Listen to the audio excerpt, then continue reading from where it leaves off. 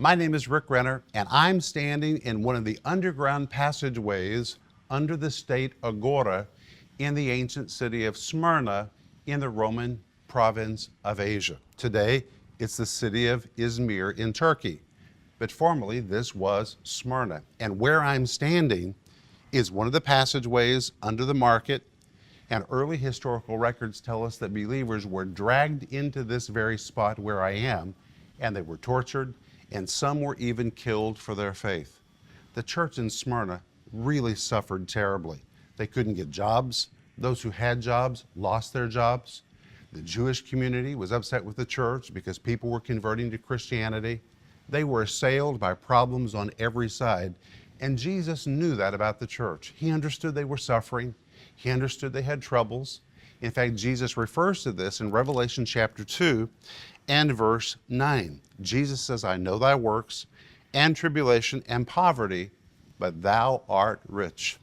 Jesus says, I know your tribulation. The Greek word thalipsis, and this word thalipsis always describes a very tight place, to be under a heavy pressure situation, to be crushed.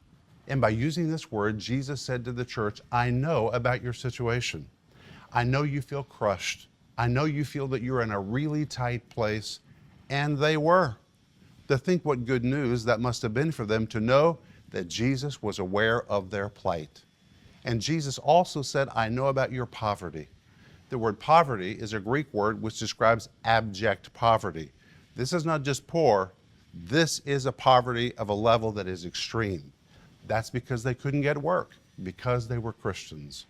But Jesus said, the fact is, you're rich. They may not have been rich financially, but they were rich in other ways. They were rich in their spiritual commitment. They were rich in their devotion, rich in their zeal, rich in their passion. They were rich in their fellowship with one another. Because they were suffering, they were clinging to one another. Riches can be measured in many ways besides finances. And even though the church of Smyrna was suffering on many levels, spiritually, they were really rich. And that's what I want to talk to you about today. Stay tuned for a teaching you can trust, a message that will inspire, strengthen, and equip you with vital insight and understanding from the Word of God. Here's Rick. I've been waiting for you. We're going to have a great program today. We're going to talk about Christ's message to Smyrna, and it's a subject that many Bible teachers don't want to touch because the church in Smyrna was suffering, and Christ addresses the issue of suffering. And because we are people of faith, very many times we don't know how to deal with the issue of suffering. We're all the time believing for victory and that we're going to master our situation. And when we read verses about suffering, often we don't know what to do with them. But when Christ spoke to the church in Smyrna, they were a suffering church. And by the way, the church in Smyrna is not the only church that suffered. Many people have suffered through 2,000 years of Christianity. And in fact, right now, the official statistics tell us more than 200 million Christians are persecuted every year. People are suffering for their faith all over the planet. And by the way, there's all kinds of suffering. You don't have to be persecuted to be suffered. Maybe you're suffering in your life because you've taken a position of faith. Maybe you're suffering because you refuse to do what your unsaved friends want you to do. Maybe you're suffering in your marriage. There's all kinds of suffering, but you're going to find comfort in Christ's words to the church in Smyrna, and that's where we're going to begin today. But first, I want to remind you that I'm offering you my series called Christ's Message to Smyrna. It's a 5-part series based on these programs.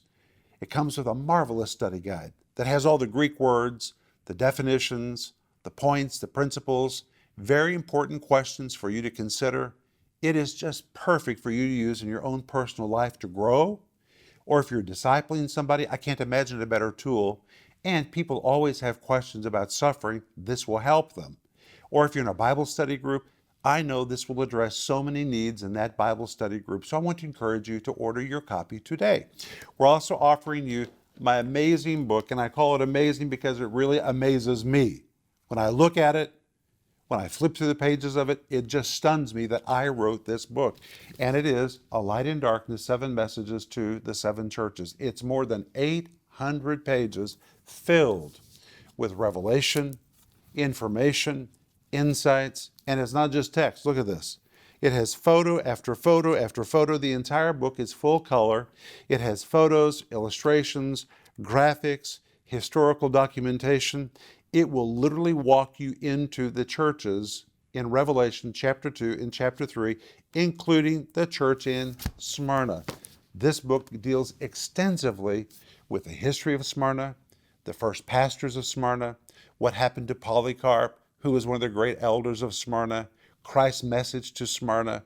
It is just outstanding. Now, you're not going to read this whole book in one setting. I know that. I wouldn't either. It's too big. But you will use it over and over and over. I believe you're constantly going to be going to yourself to pick this book up to say, I wonder what Rick had to say about this, because this book is filled with insights about life for believers in the first century. So order your copy today. And if you have a prayer request, please let us know. We're here for you. We believe in prayer. We understand what it means to need prayer, because we often need prayer. And if you need prayer, we're people who will really connect with you. We'll believe with you. We'll stand with you. We'll pray for you. That is our promise. But today we're going to begin Revelation chapter 2 and verse 8. And today I'm going to be referring to my notes. But first let's begin by just reading the entire message of Christ to the church in Smyrna. And we're going to begin Revelation chapter 2 and verse 8. It says, unto the angel of the church in Smyrna write. Let's pause just for a moment. It says unto the angel. This word angel, as we saw when we studied Christ's message to Ephesus, is the Greek word angelos, which describes a specially designated messenger. Really, the word angel is poorly translated here. It's really to the designated messenger of Smyrna, or it is the pastor of the church. And here we find such an important principle that when Christ has something to say to the church, he never bypasses spiritual authority. If Christ has set a pastor over a church, Christ is not going to bypass the pastor to say something to the church. He's going to make sure the pastor's ears hear it first. If it is a commendation, the pastor will hear it first. If it is a rebuke, the pastor will hear it first. Christ never bypasses spiritual authority. And in this verse, as Christ speaks to the church, the message is first addressed to the angel of the church or to the pastor. I think it's also important to note that angels and pastors are the same thing in this particular context. Your pastor is an angel. Never forget he's heaven sent. He's been sent to provide guidance and direction, and you need to honor him and respect him. In fact, you just need to tell your pastor, you're a real angel. That's what we read now in Revelation chapter 2 and verse 8. Unto the angel of the church in Smyrna write, these things saith the first and the last, which was dead and is alive. Was dead in Greek really means was temporarily dead.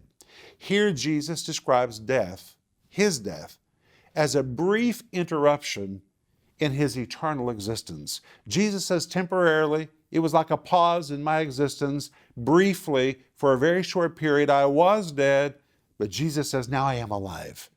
And it was important that Christ began this message to this church with these words, because they were suffering. Many of them were dying horrible, tragic deaths at the hands of Roman persecutors. And they were wondering about their future. And Jesus says to them in the very beginning of his message, I am him that was temporarily dead, but hey, I'm alive. And this was a promise of resurrection to those who might have lost their lives for their faith. Then beginning in verse 9, listen to these marvelous words. Jesus says, I know thy works and tribulation and poverty, but thou art rich. Then he continues to say, and I know the blasphemy of them which say they are Jews and are not, but are the synagogue of Satan. Then in verse 10, fear none of those things which thou shalt suffer. Behold, the devil shall cast some of you into prison that ye may be tried, and you will have tribulation 10 days. Be thou faithful unto death, and I will give thee a crown of life. Verse 11, he that hath an ear, let him hear what the Spirit saith unto the churches. He that overcometh shall not be hurt of the second death. We're going to cover everything in these verses in the next program. And we're going to begin today in verse 9. And in verse 9, Christ says to the church of Smyrna, and again I'm speaking from my notes, I know thy works and tribulation and poverty, but thou art rich. And really our theme today is Smyrna, a place of suffering. Let's see what Jesus had to say to this church. He begins in verse 9 by saying, I know. This is from the Greek word oida.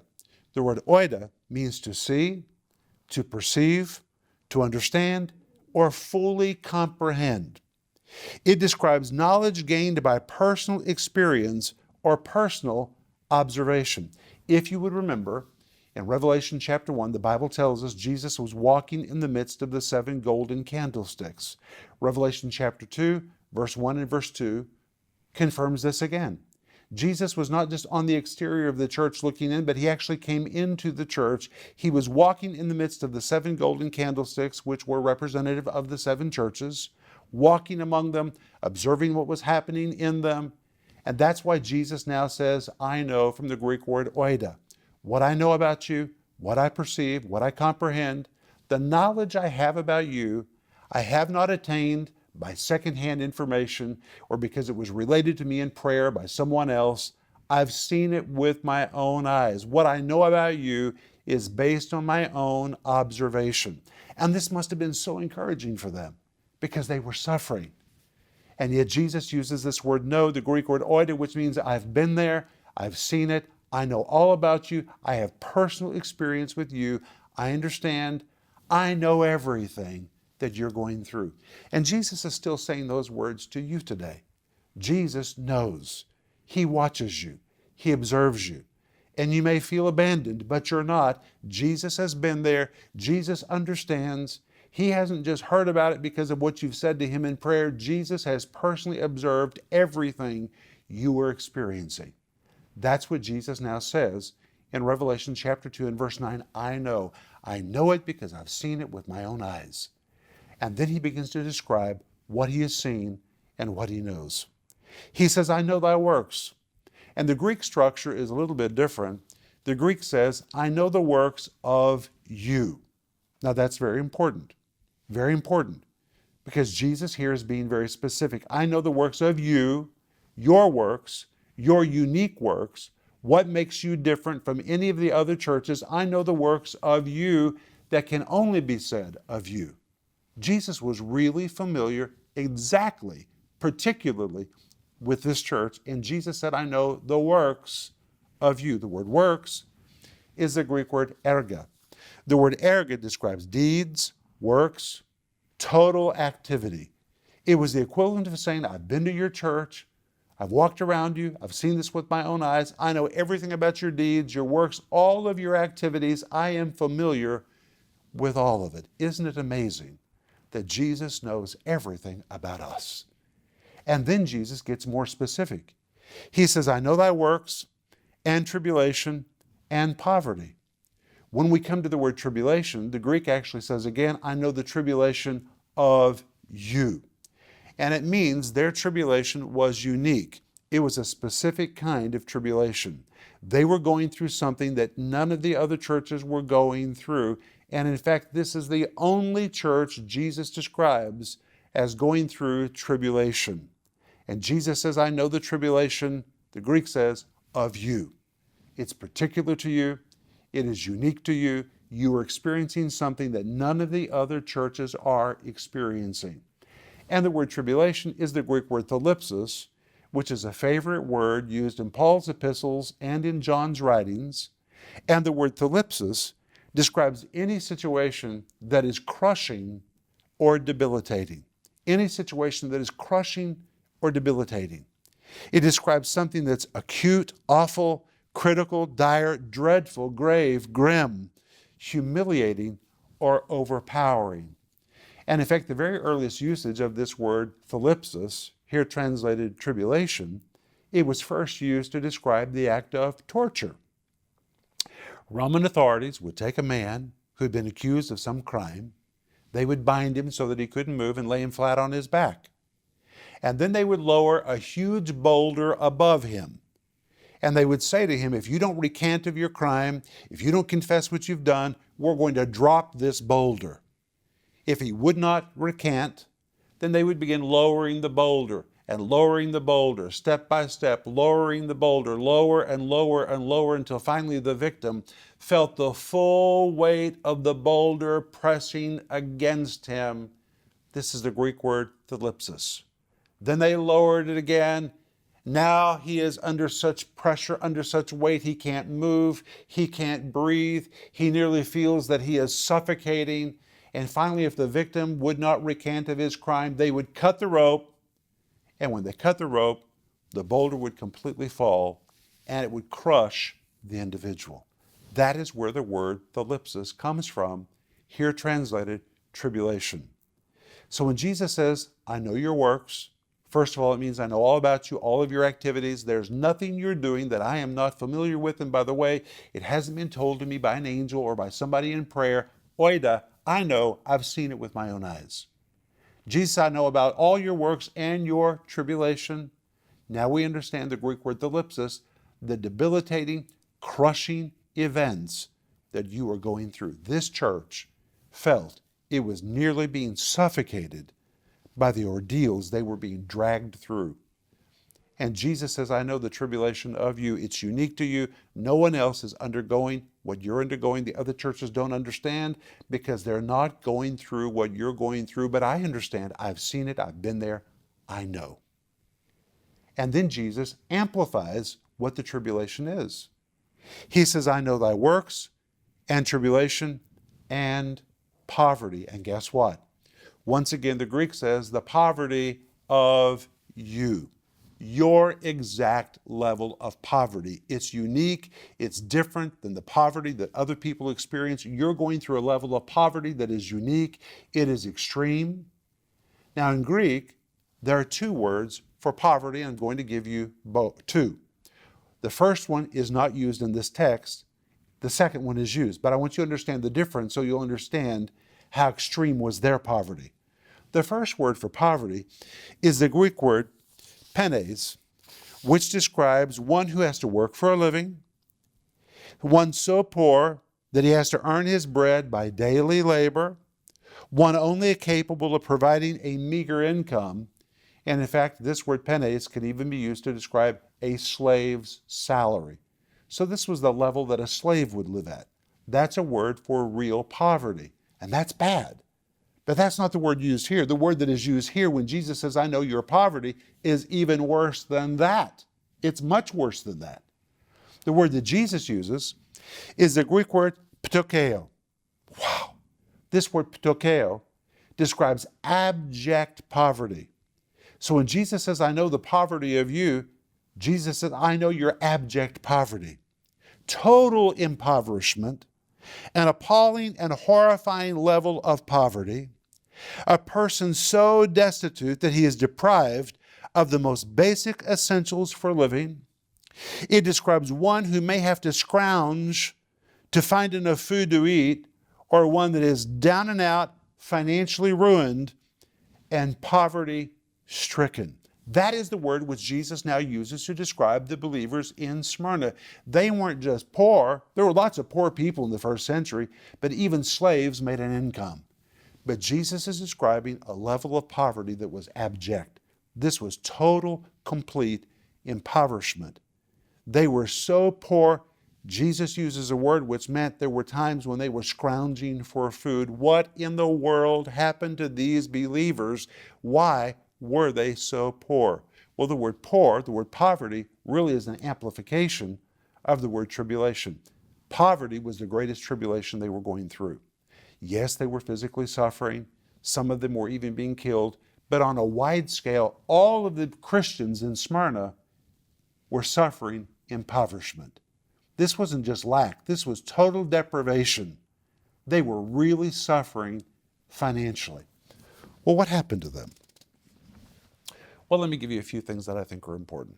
First of all, pagans believed that if you were financially blessed, this was a sign that the pagan gods were pleased with you. If you were poor, they believed it was a sign that you were being punished by the gods for some reason. So if you were poor, you were treated as a social outcast. So first of all, we find the believers were suffering abject poverty, total impoverishment. Secondly, this tells us emphatically they were social outcasts, that the pagan community in Smyrna would have looked down on them as if they were individuals that were being punished by the gods for some act that they had done or something they believed that was incorrect. They probably took it as a signal that their faith was wrong, poor people, cursed by the gods, so they were social outcasts. Now, many of the people who came to Christ in the first century were slaves. They were lower class. We read about this in Ephesians 6:5, Colossians 3:22, 1 Peter 6:1, Titus 2:9, 1 Peter 2:18. So slaves were accustomed to living a lower standard of life. But the word that Christ uses in this verse doesn't describe that. It describes something much worse. Jesus' words indicate these believers were experiencing what I call out of the ordinary poverty. Out of the ordinary poverty. This wasn't just a situation of experiencing lack, it was total deprivation. The view of most scholars is that the word poverty is an amplification of the word tribulation. This is what was really hard for them to bear. They had been plunged into financially dire straits. Why? Well, the situation can be explained pretty easily, actually. In the city of Smyrna, there were trade guilds. And the trade guilds were like workers' unions. And you couldn't get a job if you were not a member of a trade guild. You had to be a part of the union. The whole system worked like a buddy system. If you were a part of the trade guild, then it was pretty much guaranteed that you could get a job. If you were not a member of the trade guild, it was almost impossible to get a job. Christians in Smyrna could not retain membership in the trade guilds. They could not. Why? Because in the trade guilds, pagan things took place. Orgies took place, drunkenness took place. Every trade guild meeting began with a worship of a god. Every trade guild had its own patron god. And so everything about trade guild meetings were contrary to the Christian faith. For them to go to a trade guild meeting, they would have to deny Christ, deny their faith, violate their conscience, and they simply couldn't do it. So they backed out of the trade guilds, or if they refused to attend, their membership was canceled. And because of their refusal to participate in the world and in the world system, they lost their jobs and had no ability to get a job. They were suffering. Why? Because they decided to remain faithful to their faith and to their conscience. You may be suffering because of your faith or because of your conscience. If you're going through a hard time because of that, then you're doing right. And we're out of time, but when we come back in the next program, we're going to see what Jesus had else to say about this issue of suffering. It's going to be powerful. And when I come back, I'm going to pray for you. The Bible comes to life like never before with Rick Renner's book, A Light in Darkness. Step into the world of the New Testament as Rick Renner transports you to the ancient cities of the early church, revealing the relevance of Jesus' messages to the church then and why those messages still resonate for his church today. This beautifully bound 800-page book, available for just $70, features on-location photography with added artwork and illustrations to enhance the in-depth scriptural teaching that makes the New Testament come alive.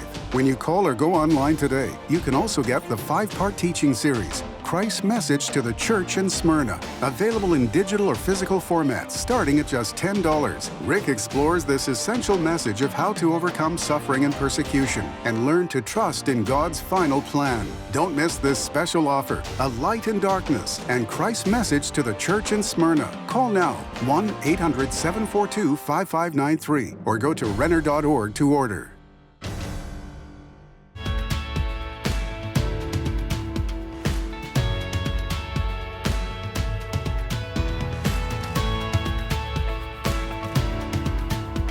My name is Joe Renner, coming to you from Moscow, Russia, and I want to tell you how your support is impacting thousands of people right here in Moscow. All around the world, people are living longer, and many elderly people in Moscow are left helpless and lonely. Loneliness is a terrible thing. No one should be left to die in loneliness. But because of your financial support, we're able to reach these wonderful people. Each week, we hold a concert for this great generation. After the concert, we invite these people to stay for a Bible study, where they hear about Christ. Through these events, thousands of people have accepted Jesus as their Lord and Savior in the sunset years of their lives. Now, not only are they finding community, overcoming their loneliness, but they're finding hope. They're finding Jesus. Would you consider joining us as a partner today?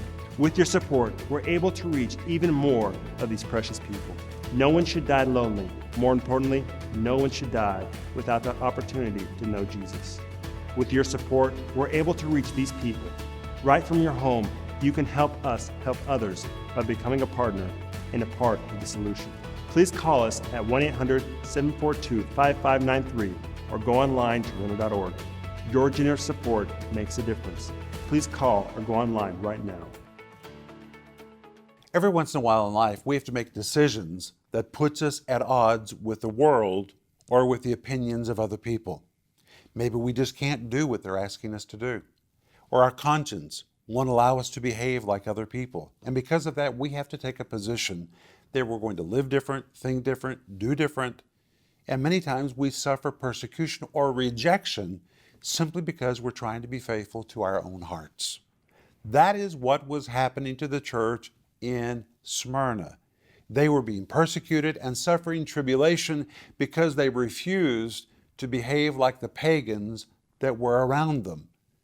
But they were called to do what was right, regardless of the price they had to pay. Wow. And Christ is calling you to do the thing that is right. Even if it is the hard thing to do, you're called to do the right thing. We're going to continue talking about this in the next program. But I'm offering you my series called Christ's Message to Smyrna, a 5-part series based on these programs with a wonderful study guide with all the Greek words and the definitions, the points and the principles. It is so good. Wow, really want you to get it. And we're also offering you my book called A Light in Darkness, 7 Messages to the 7 Churches, more than 800 pages, full color. It is just an amazing book. You'll use it over and over again. I really want you to order your copy today. But let me pray for you. Father, I thank you for every believer who has taken a stand for Jesus Christ. I pray for the power of the Holy Spirit to energize them, to fill them with strength to endure even against the opinions of people that don't understand. And give them victory. Give them joy in believing. In Jesus' name, amen. Thank you for being with me. Remember Ecclesiastes 8:4. It says, where the word of a king is, there's power. Let God's word release its power in your life today. And I'll see you in the next program. Rick Renner Ministries is proclaiming the gospel of Jesus Christ through every available media to the uttermost parts of the earth. Discover the many ways you can help us make a difference in lives around the world with the Word of God. We invite you to partner with us in teaching, strengthening, and rescuing lives for the glory of God. Together, we can make a difference that will last throughout eternity.